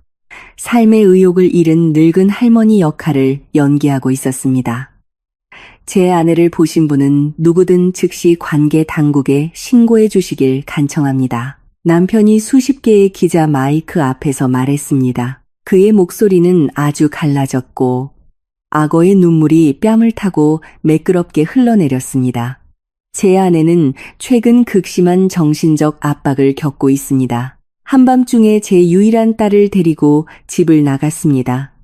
제 딸은 아파서 특별한 보살핌이 필요합니다. 아내가 의식 없는 상태에서 제 딸의 생명을 위협할 수 있는 행동을 할까봐 너무나 두렵습니다. 제발 제 작은 딸을 돌려주세요. 제 친구는 그 저급한 쇼를 보며 거친 욕설을 내뱉었습니다. 저 남자는 정말 사이코패스 배우야. 사실을 완벽하게 뒤집고 있잖아. 이제 이 도시 사람들 모두가 당신을 미친 새엄마이자 잠재적 살인범으로 생각할 거야. 늙은 변호사는 TV를 끄고 진지하게 저를 바라보았습니다. 이것은 청구 절차를 서두르기 위한 그의 전략의 일부입니다. 남편은 혼자서 온 도시를 뒤져 당신들을 찾을 수 없다는 것을 알고 있습니다. 언론에 보도되는 실종 및 납치 신고를 함으로써 그는 무료로 경찰력을 이용해 당신을 쫓고 있는 겁니다. 동시에 그는 그 경찰 신고서를 긴급 상황의 근거로 삼아 모든 후견인 계좌를 자신의 손으로 동결시키려 하고 있습니다. 우리가 반격할 틈도 없이 이 아이의 모든 재산을 빼돌릴 계획인 겁니다. 그가 강제로 돈을 인출하는데 얼마나 시간이 걸릴까요? 가슴 앞에 두 팔을 낀 채 물었습니다. 머릿속으로 허점을 찾고 있었습니다. 그 정도 규모의 후견 자금 인출을 위한 은행 시스템은 가장 빠른 검증에도 48시간이 필요합니다. 늙은 변호사가 대답했습니다. 하지만 당신 남편의 계획에는 치명적인 약점이 하나 있습니다. 은행이나 보험회사는 물리적 증거 없이는 사망보험금이나 후견 전환 자금을 전액 지급하지 않을 겁니다. 그는 그 아이를 자신이 매수한 의료위원회에 데려가 공식적으로 정신 이상 판정을 받게 하거나 최악의 시나리오로는 생명보험금을 청구하기 위해 그 아이의 시신이 필요합니다. 저는 그 정보를 소화하며 침묵했습니다. 남편의 약점은 탐욕과 빚쟁이들의 압박으로 인해 계속 그를 쫓는 시간이었습니다. 그는 우리를 찾기 위해 몹시 절박한 상태였습니다. 의붓딸이 없으면 그는 단 한 푼의 돈도 얻을 수 없었기 때문입니다. 그는 그 아이를 다시 손에 넣어야 했습니다. 그리고 그는 자신이 그 아이를 죽였다고 누명을 씌울 주된 용의자인 제가 절실히 필요했습니다. 그렇다면 우리가 그를 찾게 놔둬서는 안 돼요. 우리가 그에게 가야 해요. 단호하게 말했습니다. 늙은 변호사와 제 친구는 의문스러운 눈빛으로 저를 쳐다보았습니다. 남편은 저를 아주 얕보고 있어요. 입가에 천천히 번지는 냉소적인 미소와 함께 설명했습니다. 그는 항상 저를 멍청하고 무식하고 쉽게 겁먹고 돈에 미친 시골 여자라고 생각했죠. 우리는 그의 오만함을 그를 죽일 무기로 사용할 거예요. 제가 그에게 연락할게요. 제가 어젯밤 도망친 것이 계획되지 않은 충동적인 행동이었다고 가장할 거예요. 도망치는 와중에 이 아이가 심하게 다쳤고 제가 폭행 혐의로 고소당할까봐 몹시 두렵다고 말할 거예요. 제가 도시를 떠나 도망칠 수 있도록 이 아이를 돌려주는 대가로 거액의 현금을 달라고 애원할 거예요. 제 친구의 눈이 휘둥그레졌습니다. 미쳤어? 만남을 제안하면 그는 분명히 너희 둘을 바로 죽일 생각으로 올 거야. 그는 이것을 힘들게 찾을 필요 없이 오늘 밤 당장 자신의 사악한 계획을 끝낼 절호의 기회로 볼 거라고 정확해 아주 날카로운 눈빛으로 대답했습니다. 그게 바로 내 계획의 핵심이야. 우리는 그에게 살인을 저지를 완벽한 무대를 제공할 거야. 그는 자신이 우위에 있다고 느끼고 계획이 생각보다 훨씬 쉽게 풀린다고 느낄 거야. 우리는 그를 그의 안전한 호화로운 집에서 끌어내 완전히 우리의 통제하에 있는 장소로 데려올 거야. 그리고 그곳에서 우리는 그를 남김없이 파괴할 거야. 늙은 변호사는 환하게 웃으며 치열을 드러냈습니다. 그는 감탄에 가득 찬 표정으로 고개를 끄덕였습니다. 아주 뛰어난 심리적 함정이군요. 제게 도시 외곽에 오랫동안 사용하지 않은 낡은 서류 보관 창고가 하나 있습니다. 위치가 아주 한적하고 어둡고 겁에 질린 도망자의 은신처 시나리오에 아주 적합합니다. 당신 남편은 당신이 그곳에서 만나자고 해도 의심하지 않을 겁니다. 저는 즉시 제 좋은 친구인 관할 경찰서장에게 연락하겠습니다. 우리는 그 건물 구석구석에 숨겨진 감시 카메라와 원격 마이크를 설치할 겁니다. 우리는 법 집행관들 앞에서 당신 남편의 입에서 직접 나오는 자백을 녹화할 겁니다. 저는 여전히 잠들어 있는 의붓딸의 얼굴을 바라보았습니다. 이 순간부터 저는 더 이상 사냥꾼에게서 도망치는 먹잇감이 아니었습니다. 저는 사냥꾼이 치명적인 덫에 걸려들도록 확실히 할 독이 든 미끼였습니다. 그날 오후 제 친구는 신원을 추적할 수 없는 새 선불 유심카드와 함께 저렴한 일회용 휴대폰을 사기 위해 재래시장 구석의 작은 전자제품 가게로 갔습니다. 그녀가 간 동안 저는 변호사 사무실의 화장실 거울 앞에 서서 제 표정과 목소리 톤을 연습했습니다. 남편에게 제가 함정을 파는 포식자가 아니라 두려움에 떨고 있는 먹잇감이라고 확신시켜야 했습니다. 머리를 헝클어뜨리고 얼굴을 창백하고 지쳐 보이게 만들었으며 목소리가 아주 연약하고 절망적으로 들리도록 어젯밤의 공황 상태를 억지로 떠올렸습니다. 친구가 돌아와 휴대폰을 건네주자 저는 깊은 숨을 들이마셨습니다. 늙은 변호사는 이미 옆방에서 대기 중인 경찰팀이 우리의 모든 대화를 들을 수 있도록 전화망에 연결된 녹음 장치를 준비해 두었습니다. 저는 통화 버튼을 누르고 차가운 휴대폰을 귀에 댔습니다. 연결음이 3번 울린 후 마침내 전화가 연결되었습니다. 여보세요. 누구시죠? 남편의 목소리가 전화기 저편에서 아주 차갑고 경계심 가득하게 들려왔습니다. 진우 씨, 저예요. 일부러 심하게 떨리게 만든 목소리에 아주 설득력 있는 거짓 울음을 섞어 속삭였습니다. 제발 전화 끊지 마세요. 진우 씨, 저 좀 도와주세요. 잠시 침묵이 흘렀습니다. 지금 남편의 얼굴에 승리의 미소가 번지고 있을 모습이 아주 선명하게 그려졌습니다. 그는 TV 뉴스를 통해 저를 궁지로 몰아넣은 자신의 계획이 결실을 보았다고 매우 만족스러워할 것입니다.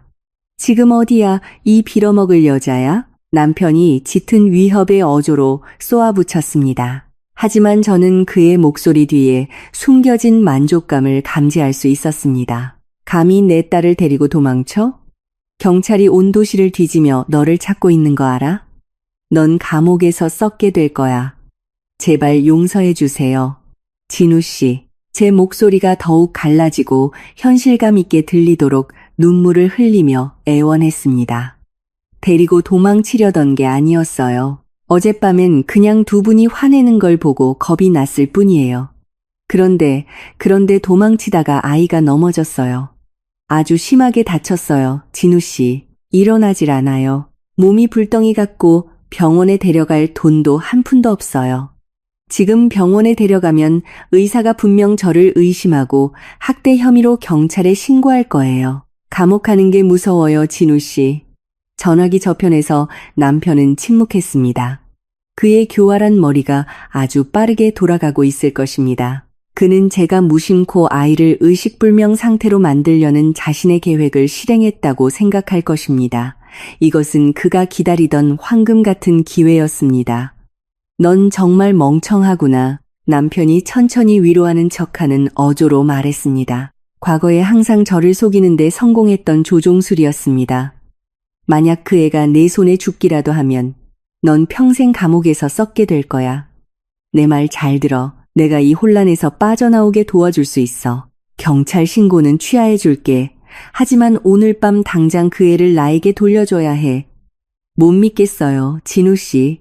어머님이 분명 저를 감옥에 보낼 거예요. 이성을 잃은 아내 역할을 계속하며 히스테릭하게 소리쳤습니다. 도망치고 싶어요. 이 도시에서 멀리 떠나고 싶어요. 하지만 돈이 필요해요. 진우 씨는 돈 많잖아요. 오늘 밤 현금으로 5억 원을 주세요. 그러면 아무 증인도 없는 곳에서 이 아이를 넘겨줄게요. 그 후에는 영원히 사라져서 다시는 당신들 인생에 나타나지 않을게요.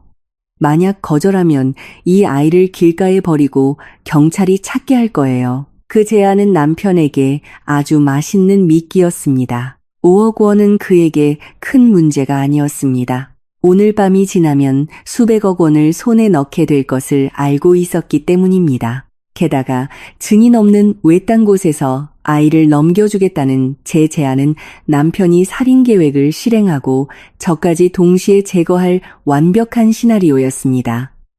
좋아. 살해 의도를 감춘 굵은 목소리로 남편이 대답했습니다. 네가 요구한 현금을 가져가지. 어디서 만나야 하지? 저는 우리 변호사가 준비해둔 낡은 보관 창고 주소를 말했습니다. 그 창고는 비어있고 인적이 드문 곳이에요. 오늘 밤 11시에 혼자 오세요. 경찰을 데려올 생각은 마세요. 그렇지 않으면 정말 소리 질러서 사람들이 이 아이 상태를 보게 할 거예요. 정확한 시간에 그곳으로 가겠다. 내가 도착하기 전까지 멍청한 짓은 하지 마. 남편이 말했습니다. 그리고 전화는 일방적으로 끊겼습니다. 저는 귀에서 휴대폰을 떼고 늙은 변호사와 제 친구를 바라보았습니다. 차가운 미소가 제 얼굴에 번졌습니다. 미끼를 물었어요. 그가 올 거예요. 늙은 변호사는 즉시 자리에서 일어났습니다. 시간이 많지 않습니다. 경찰팀은 이미 창고 위치로 이동할 준비를 마쳤습니다. 그들은 상자 더미와 강철 지붕 뒤에 숨겨진 도청 장치와 야간 투시 카메라를 설치할 겁니다. 완전 무장한 부대가 사이렌이나 차량 엔진 소리를 끄고 그 건물 반경 100m를 포위할 겁니다. 저녁이 다가오자 하늘은 다시 흐려지고 작은 이슬비가 내리기 시작해 우리 만남 장소에 암울한 분위기를 더했습니다. 그 창고는 정말로 수십 년 동안 버려진 건물처럼 보였습니다. 함석 벽은 녹슬었고 창문 유리는 여러 곳이 깨져 있었으며 먼지와 습기 냄새가 공기를 지배했습니다. 유일한 조명은 건물 천장 한가운데에 매달린 희미한 노란 백열등 하나뿐이었습니다. 저는 그 백열등 불빛 바로 아래 낡은 나무 의자에 앉아 있었습니다. 제 친구와 의붓딸은 이미 경찰서의 특별한 공간에 안전하게 보호받고 있었습니다. 그들은 모든 위험에서 벗어났습니다. 오늘 밤 저는 이 방에서 혼자 그 악마를 마주하고 모든 구석에서 저를 감시하는 숨겨진 카메라 앞에서 그의 모든 범죄를 털어놓도록 유도해야 했습니다. 늙은 변호사는 제 귀에 꽂힌 아주 작은 무선 이어폰을 통해 수십 명의 경찰이 이미 각자의 위치에 있으며 급습하라는 신호를 기다리고 있다고 알려주었습니다. 시간은 11시 10분 전을 가리켰습니다. 창고 주변은 매우 고요했습니다. 함석 지붕을 두드리는 빗소리만 들렸습니다. 심장이 세차게 뛰었습니다. 더 이상 두려움 때문이 아니라 끓어오르는 아드레날린 때문이었습니다. 저는 제 인생을 파괴한 남자의 파멸의 순간을 기다리고 있었습니다. 정확히 11시 아주 눈부신 자동차 헤드라이트 불빛이 반쯤 열린 창고 철문 틈새를 뚫고 들어왔습니다. 고급 세단의 엔진 소리가 꺼지고 거칠게 닫히는 차문 소리가 그 자리를 대신했습니다. 제가 아주 잘 아는 발걸음 소리가 창고 밖의 자갈을 밟으며 들렸습니다. 그의 발걸음은 혼자가 아니었습니다. 지팡이가 땅과 부딪히는 소리가 들렸습니다. 남편은 혼자 오지 않았습니다.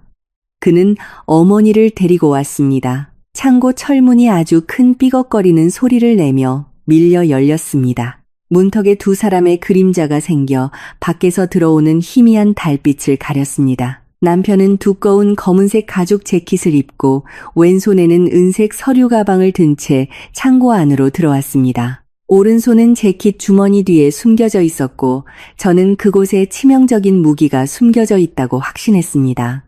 그의 뒤에는 시어머니가 휠체어 없이 걸어오고 있었습니다. 그녀의 얼굴에는 아주 끔찍한 승리의 미소가 넓게 번져 있었습니다.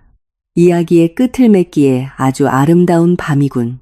그렇지 않아 내 사랑하는 아내? 남편의 목소리가 창고의 철제벽에 부딪혀 울려 퍼지며 인사했습니다. 그는 천천히 제게 다가왔습니다. 함정은 완벽하게 닫혔고 진짜 먹잇감은 이제 사격 표적의 한가운데에 서 있었습니다. 저는 고개를 들어 그 살인자의 눈을 똑바로 쳐다보며 이 마지막 쇼가 시작되게 놔두었습니다. 낡은 창고 안 공기는 매우 답답하고 녹슨 냄새가 났습니다. 함석 지붕을 두드리는 빗소리가 밤의 정적을 가르는 긴장감의 유일한 배경음이 되었습니다. 남편은 자신감 넘치게 걸어왔습니다. 그의 비싼 가죽 구두는 시멘트 바닥의 더러운 무릉덩이를 조금의 망설임도 없이 밟았습니다. 그의 뒤에는 시어머니가 꼬리처럼 따라 걸었습니다. 항상 약하고 아픈 척하던 그녀의 주름진 얼굴에는 교활한 미소가 선명하게 새겨져 있었습니다. 저는 희미한 백열등 불빛 아래 나무 의자에 앉아 마치 두려움에 떨고 있는 것처럼 보이도록 제 몸을 감싸 안았습니다. 입가에서 거의 터져 나올 뻔한 차가운 미소를 숨기기 위해 고개를 숙였습니다. 그 재수 없는 애는 어디 있지? 남편의 굵은 목소리가 텅 빈 공간 전체에 울려 퍼졌습니다. 그의 날카로운 눈이 칠흑같이 어두운 창고의 구석구석을 훑었습니다. 일부러 떨리게 만든 손으로 저는 방의 가장 어두운 구석을 가리켰습니다. 그곳에는 제가 미리 웅크리고 있는 작은 아이의 몸처럼 보이도록 낡은 상자 더미와 더러운 담요를 쌓아두었습니다. 저기 있어요, 진우 씨. 오후부터 전혀 움직이지 않아요. 몸이 아주 차가워요. 너무 무서워요. 진우 씨, 제발 빨리 돈을 주세요. 여기서 빨리 떠날 수 있게요. 살인자로 몰리고 싶지 않아요. 제 말을 듣고 남편은 오히려 큰 소리로 웃었습니다. 그 웃음소리는 아주 끔찍하게 들렸고 녹슨 철제벽에 부딪혀 울렸습니다. 시어머니도 작게 따라 웃었습니다. 그녀의 웃음소리는 마른 나뭇가지가 긁히는 소리 같았습니다. 넌 정말 멍청하고 한심한 시골뜨기 여자야. 남편이 그가 들고 온 은색 서류 가방을 제 발끝에 정확히 던지며 조롱했습니다. 서류 가방은 바닥에 부딪혀 열렸는데 잠금 장치가 일부러 채워져 있지 않았기 때문입니다. 제 눈은 커졌습니다. 가짜 두려움 때문이 아니라 그가 기대하는 반응을 보여주기 위해서였습니다. 서류 가방 안에는 그가 전화로 약속했던 수억 원의 현금이 전혀 들어있지 않았습니다. 그 안에는 단지 지폐 크기로 자른 낡은 신문지 조각들만 가득했습니다. 진호 씨, 이게 무슨 뜻이에요? 약속했던 돈은 어디 있죠? 저는 그 악마 같은 남자의 얼굴을 직려다보며 날카롭게 비명을 질렀습니다. 남편은 천천히 오른손을 가죽 재킷 주머니에 넣었습니다. 그의 손이 나왔을 때 그는 투명한 액체로 가득 찬 의료용 주사기를 들고 있었습니다. 돈이라고 내가 내 돈을 들고 활보하는 목격자를 살려둘 거라고 생각했나? 넌 싸구려 드라마를 너무 많이 봤어. 이지수, 오늘 밤 이 이야기는 아주 완벽하게 끝날 거야. 그 주사기로 뭘 하려는 거예요? 진우 씨? 나무 의자에서 슬그머니 물러나며 물었고 마치 출구를 찾는 것처럼 저 자신을 벽 쪽으로 몰아붙였습니다. 저는 숨겨진 마이크 앞에서 그의 모든 계획을 상세히 털어놓도록 유도해야 했습니다. 이건 내 자유로 가는 티켓이야.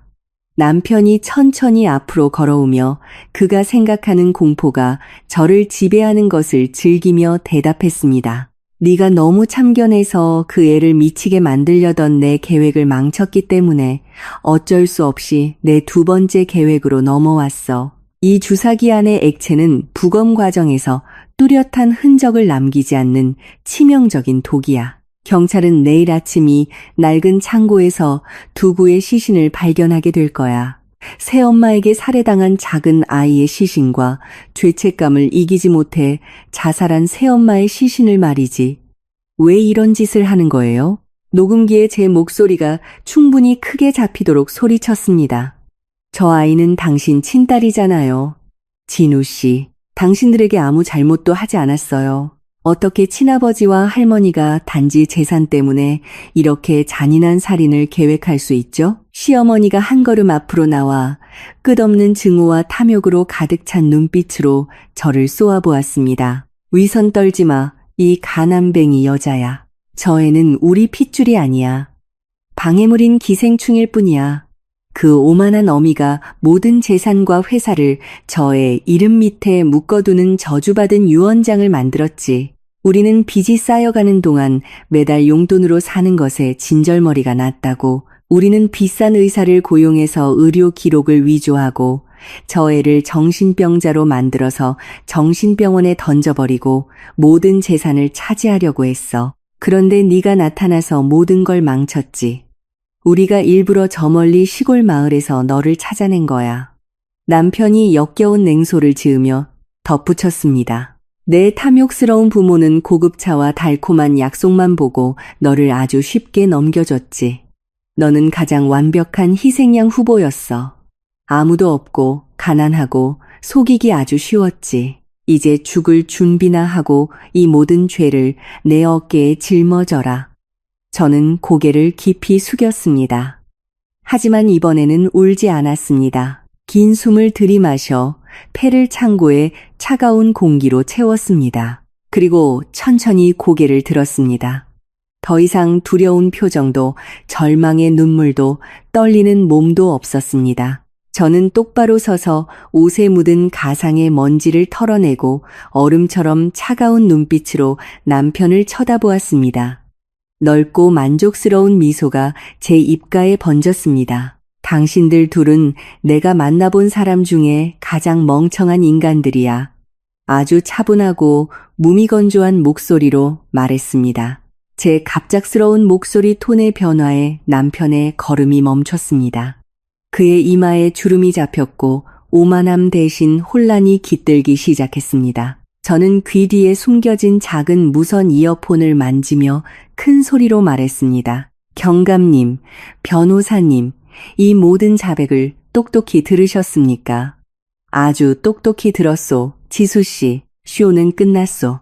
늙은 변호사의 목소리가 이어폰을 통해 들려왔습니다. 다음 순간 칠흑같이 어두웠던 낡은 창고 전체가 빛으로 폭발했습니다. 지붕과 철제벽의 여러 구석에 설치된 수십 개의 고출력 서치라이트가 갑자기 일제히 켜지며 방 한가운데 있는 사람의 시야를 멀게 했습니다. 남편은 놀라 소리를 지르며 고통스러운 빛으로부터 눈을 가리기 위해 팔을 들어 올렸습니다. 시어머니는 공황 상태에 빠져 비명을 지르며 뒷걸음질 치다가 자기 발에 걸려 더러운 시멘트 바닥에 주저앉았습니다. 이전에 꺼져 있던 경찰 사이렌 소리가 이제 건물 밖에서 귀를 먹먹하게 할 정도로 요란하게 울려 퍼졌습니다. 창고 철문이 더 넓게 부서지며 열렸고 총기를 든 완전 무장한 수십 명의 경찰관들이 밀려들어와 남편과 시어머니를 사방에서 포위했습니다. 손들어. 그리고 그 무기 당장 내려놔. 너희는 포위됐다. 경찰 지휘관이 확성기를 통해 외쳤습니다. 수십 개의 총구가 이제 남편의 가슴을 똑바로 향하고 있었습니다. 남편의 얼굴은 시체처럼 창백해졌습니다. 그의 눈은 좌우로 정신없이 움직이며 더 이상 존재하지 않는 탈출구를 찾고 있었습니다. 그의 손에 들린 주사기는 심하게 떨렸습니다. 그는 자신이 저를 함정에 빠뜨린 것이 아니라 오히려 자신이 치명적인 덫 안으로 걸어 들어왔다는 것을 깨달았습니다. 늙은 변호사가 경찰들 틈에서 앞으로 나와 태블릿 PC를 든 채 제 바로 옆에 섰습니다. 그는 경멸적인 시선으로 남편을 쳐다보았습니다. 안녕하십니까, 김진우 씨. 당신의 살인 및 후견 자금 인출 계획은 오늘 밤 영구적으로 취소되어야 할 것 같군요. 함정이야. 이 더러운 여자가 거짓말을 하고 있어. 내 딸은 저기서 심하게 다쳤다고. 남편이 방구석의 상자 더미를 가리키며 절망적인 목소리로 외쳤습니다. 한 경찰관이 상자 더미로 다가가 천천히 발로 찼습니다. 상자와 더러운 담요가 흩어지며 그곳에 아무도 없다는 것을 보여주었습니다. 의붓딸은 이미 제 친구와 당국의 보호 아래 아주 안전한 곳에 있었습니다.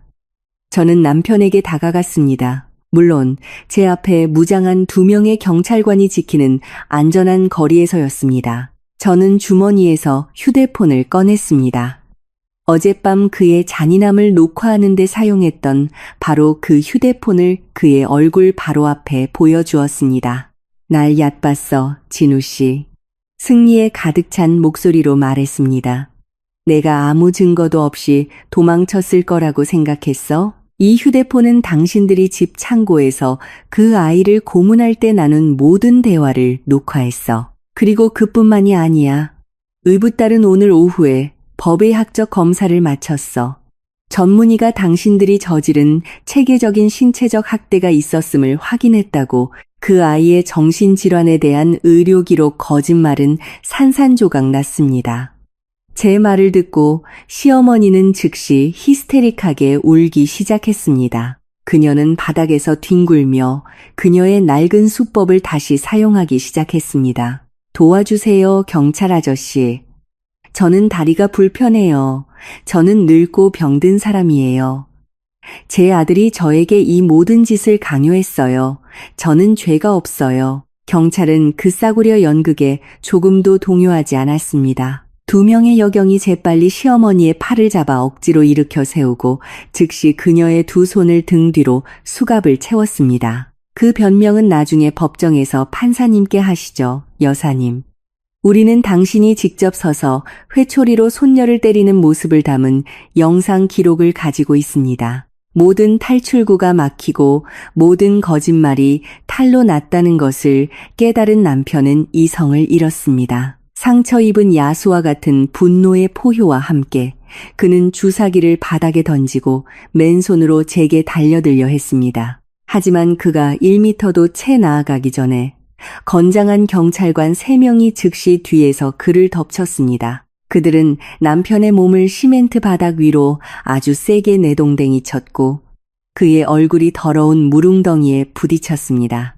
남편의 손목에 쇠수갑이 단단히 채워질 때 아주 만족스러운 금속 클릭 소리가 들렸습니다. 그는 계속해서 몸부림치고 더러운 욕설을 퍼부었지만 법 집행관들 앞에서는 그의 힘이 전혀 소용없었습니다. 김진우 박여사, 당신들을 살인 미수, 아동학대, 그리고 문서 위조 및 후견 자금 횡령 혐의로 체포합니다. 당신들은 묵비권을 행사할 권리가 있습니다. 이 방에서 한 당신들의 모든 말은 이미 주요 증거물로 녹음되었기 때문입니다. 경찰 지휘관이 단호하게 말했습니다. 저는 제자리에 얼어붙은 채 그 2 탐욕스러운 인간들이 창고 밖에서 기다리고 있던 호송차로 끌려나가는 모습을 바라보았습니다. 아주 긴 가문 끝에 시원한 강물이 흐르는 것처럼 엄청난 안도감이 제 가슴을 가득 채웠습니다. 그동안 제 어깨를 짓누르던 수천 킬로그램의 짐이 마침내 들어 올려졌습니다. 정의는 실현되었고 그 악마는 마침내 쇠사슬에 묶였습니다. 저는 마침내 자유롭게 숨을 쉴 수 있었습니다. 낡은 창고에서의 체포밤 이후 몇 주가 아주 빠르고 에너지를 소모하는 리듬으로 지나갔습니다. 재판이 연이어 열리며 전국 모든 언론의 주목을 받았습니다. 이 사건은 대중들 사이에서 계속해서 화제가 되는 큰 스캔들이 되었습니다. 남편은 남은 인맥과 빌린 돈으로 비싼 변호인단을 고용해 자신을 변호했습니다.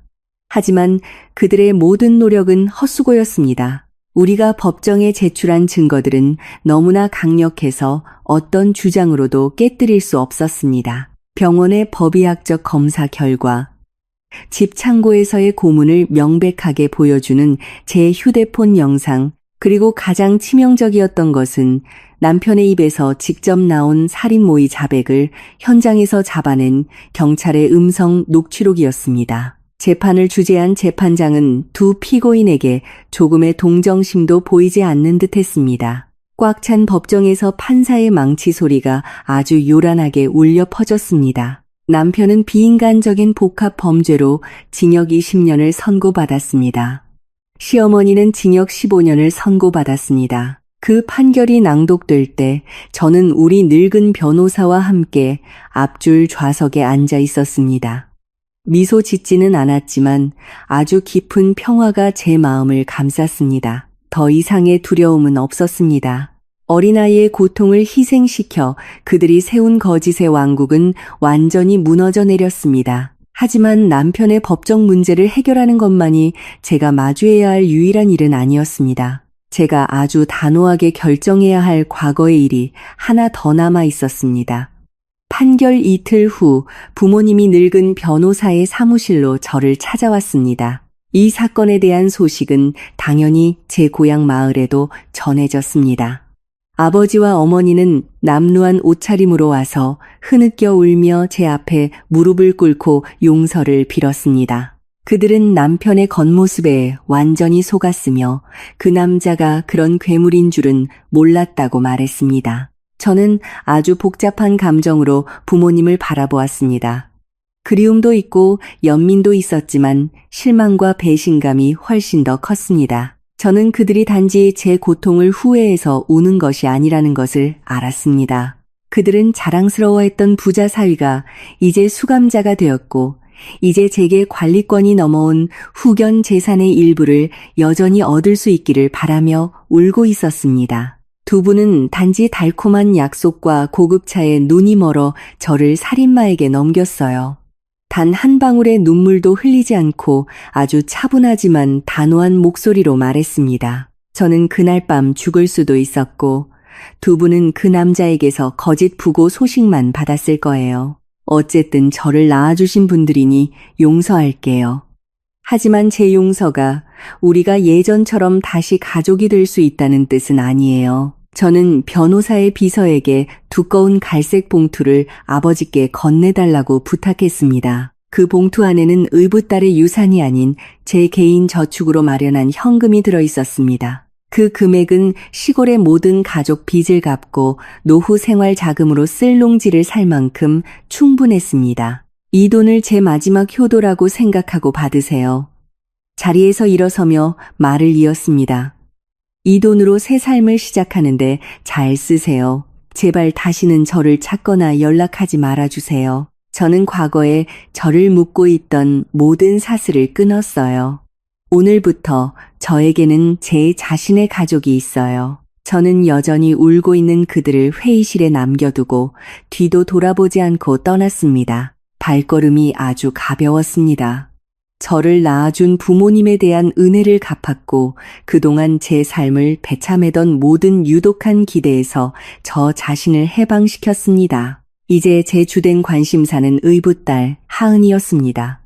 매우 전문적인 늙은 변호사의 도움 덕분에 법적인 양육권 및 후견인 이전 절차는 아주 순조롭게 진행되었습니다. 가정법원 판사는 제가 아이가 성인이 될 때까지 그의 돌아가신 친어머니의 모든 자산을 보호하고 관리할 가장 적합하고 합법적인 양육 부모라고 선언했습니다. 저는 공식적인 후견인이 되었습니다. 하지만 저는 그 부를 사교계 명사처럼 누리며 살기를 거부했습니다.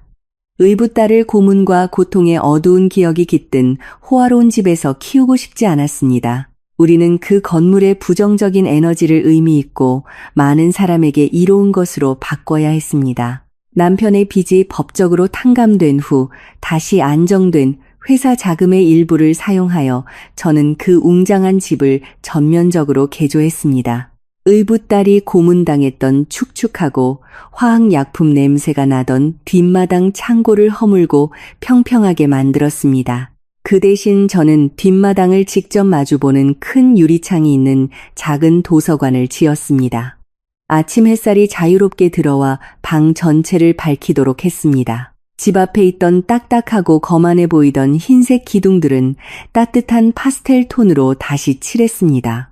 저는 그 호화로운 집의 기능을 가정폭력 피해 여성과 아동들을 위한 재단 및 안전가옥으로 바꾸었습니다. 이곳은 이제 더 이상 악마의 호화로운 감옥이 아니라 저와 같은 고통에서 탈출한 사람들을 위한 보호소이자 회복의 중심지가 되었습니다. 시간은 치유하는 봄바람처럼 흘러갔습니다. 낡은 창고에서의 끔찍했던 밤 이후 6개월이 지나 우리의 삶은 180도 바뀌었습니다. 그날 오후 도시 위하늘은 아주 맑았고 바람에 천천히 떠다니는 흰 구름 조각들로 장식되어 있었습니다. 저는 재단집의 뒷마당 테라스에 서서 따뜻한 캐모마일 차 한 잔을 마시며 마당의 활동을 지켜보고 있었습니다. 넓은 뒷마당은 이제 그네를 타고 나비를 쫓아 뛰어다니는 아이들의 웃음소리로 가득 찼습니다. 안전가옥의 거주자인 몇몇 여성들은